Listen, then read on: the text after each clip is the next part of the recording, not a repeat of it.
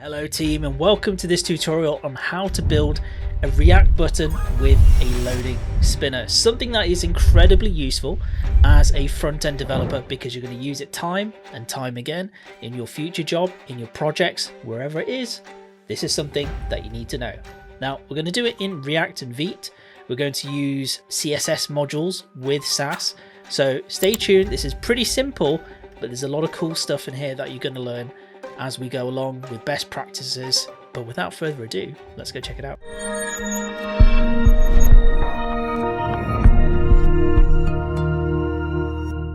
Well, here we are. I'm in Cursor right now, but this is exactly the same as VS Code. So if you've got one of the two, this will just be the same.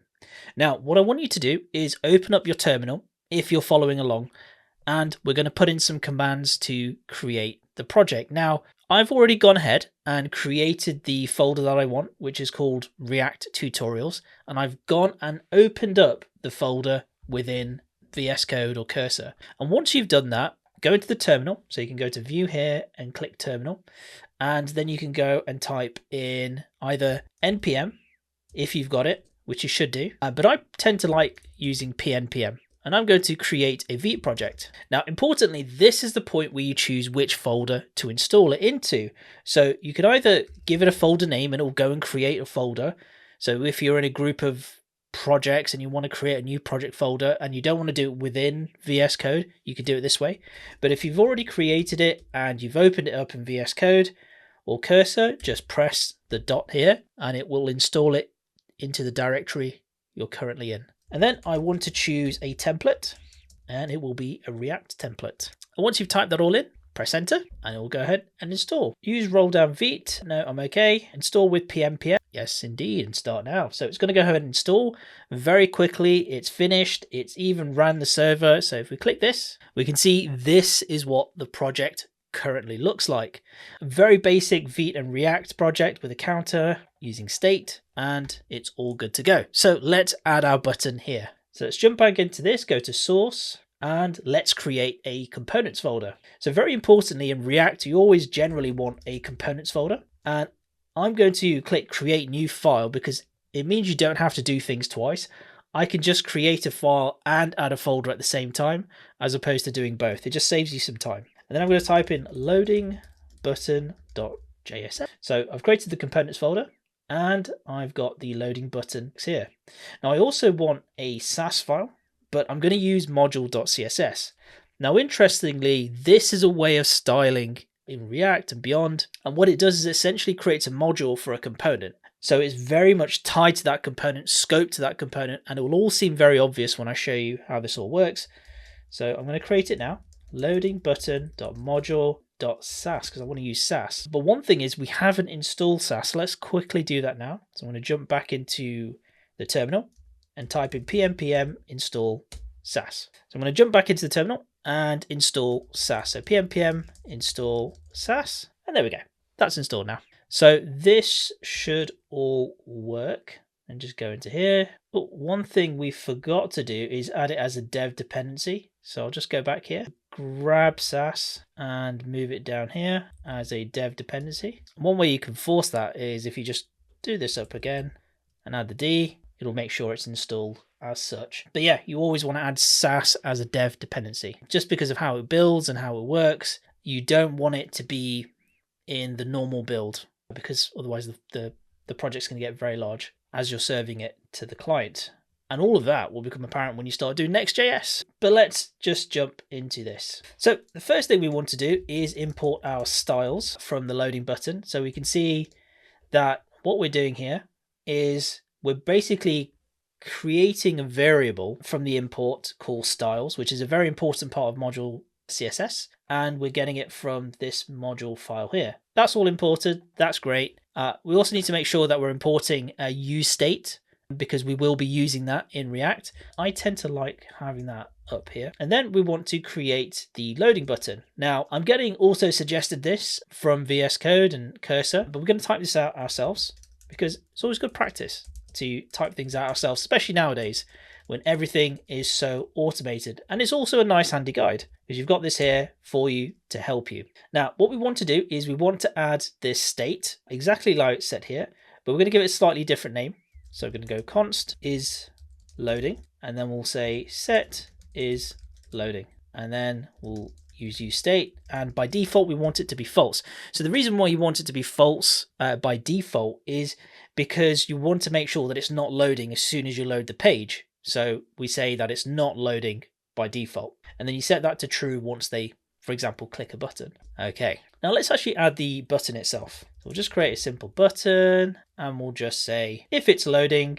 So we'll do the check. If it's loading here using this state here, this default state, we'll put the text in that says loading, and otherwise it's going to be click me, which is going to be the initial state. So this gets triggered if you click the button, otherwise it's going to be click me. Now to handle this, we want to create a on-click handler, and in React it kind of looks like this. So you have the on-click attribute, and we'll create a classic handle click function, but we haven't actually got one. So like it's suggesting here, it wants us to create one, so we are going to create one now. So to avoid double click spam, what we want to do is include a loading check, and we can do that simply here. So if loading, then we simply return. And what that does is if you click it multiple times and it's already loading, it just returns you nothing.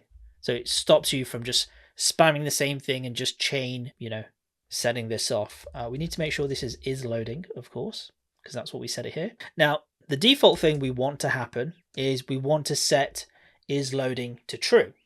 So that's here, and that's the state, and that's the setter in the state. Very, very important. And what we also want to do is simulate some async functionality. So basically, when you click something and you're waiting for something to load from the server, can we simulate that with this button? So we will do that here by creating a set timeout, which essentially returns set is loading to false on a timer. And we'll set that to, I guess, 1.5 seconds or 1500 milliseconds. So let's go have a look what this looks like, and we'll make some improvements after. So currently this is what the demo looks like. Now what we need to do is tidy this up and add our button to this. So let's go back to the app.js. I like these logos, so we'll keep those, but we'll remove everything else. In fact, let's just change this H1 to loading button. We'll add the loading button below and just delete everything else. So now if we go back, refresh, oh, and we forgot to just import it here. There we go. So now we've imported it. That should be connected. So if I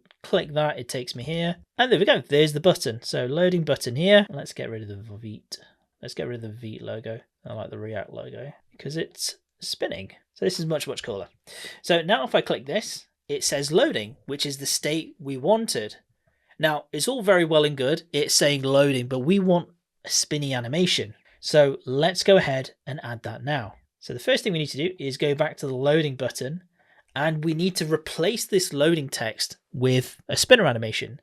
Now, the best thing to use here is kind of like a nothing element, something like a span to represent it. So what we'll do is we'll wrap this in a span, and then on top of that, what we want to do is we want to add some conditional logic. So we don't want this to show if it's in a loading state. So we'll delete that, and we'll add some curly brackets, and we'll say is loading, and we'll set the conditions that this is what it should do if it's true, and we'll add the class of spinner. And then just below, we're going to add the span after with is loading. So now we've got the span, which is essentially going to be the spinner, and it's going to say loading. So it's basically this bottom bit is going to dictate the text, and this top bit is going to dictate the spinner animation showing or not, because this is very simple. It's either showing or it's not. And if is loading is true, then it will show it. Otherwise, it just literally won't be there. So that's all you need to know about the difference between these two. What's the point of them? That's what the point is. And this is just the text. So two very different things. So if we go here, we'll see how it works. So if we click me, still works the same because obviously the text is going to show, but there's no spinner animation. So let's go add that styling now. So first of all, let's do some basic styling to the button. So we'll use display flex because we want everything to be on the same line. And we're obviously going to make sure everything is aligned in the center. We want a gap of 0.5 RAM. And we want this kind of padding for the button. So we want it to be very left and right heavy on padding, but on top and bottom, we don't want that much padding. We'll do 500 font weight, and we'll have a font size of 1 rem. And this is one of the annoying things of using VS Code and Cursor nowadays. There's a lot of auto suggestion and auto completion. Now, then we want to add some border radius of 0.5 rem. Then we want to remove the border itself. And then we want to use this background color, which is essentially blue 600 if you're using Tailwind CSS. Obviously, you can choose any color you want. We're going to choose white as the text color, and then we're just going to add some box shadow. So we'll add just a small amount of box shadow to the element. And then what I want to do is have a cursor pointer over the button. And I want a really nice transition on the button as well. So what we're going to do is we're just going to affect the background here. We're going to have a 0.2 second ease on it. And then we're going to transform. And basically these are all the individual CSS styles that we are going to animate. So we're very specific. We could just say all and then do 0.2 seconds ease. You could do that, but you can also be very specific, which is what we want to do here. And then we want to add some hover styling. And what we're saying is we want it to be slightly darker than the previous color. So if you're using Tailwind CSS, this would be blue 700. So just slightly shade darker, but you notice the difference. You feel the impact of hovering over it. And then we add some more box shadow here with, again, dark blue, and we have a 0.45 opacity, so 45% opacity. And then we add some active styling. So basically what this does is it scales it, so it makes it slightly smaller. And what we're saying is if it's active, it slightly reduces in size, and it's got a 0.6 in opacity, and it's slightly darker, a black type of color, so it shrinks the box shadow essentially. Now we also want a disabled state. So this is when the button is disabled. So for example, if it's in its spinny animation, we don't want you to interact with the button, because if it was spinning and doing something, you shouldn't be then able to just plow the button loads of more times and just stack up loads of requests. That's really bad, front-end development. So as a best practice, that's something good to understand about how buttons work. Now we want to make sure that when it's in a disabled state, it's kind of like a bit ghost-like. So we want the opacity to be 0.7, cursor not allowed. So basically it has the, crossed circle on it, transform none. So we don't want to do anything with it. And then we just add some box shadow to it. Now, here comes the fun part. We're going to style the spinner. So let's go out of this scope and we'll use spinner. We want to do a height of 1 rem, width of 1 rem, border radius, a circle.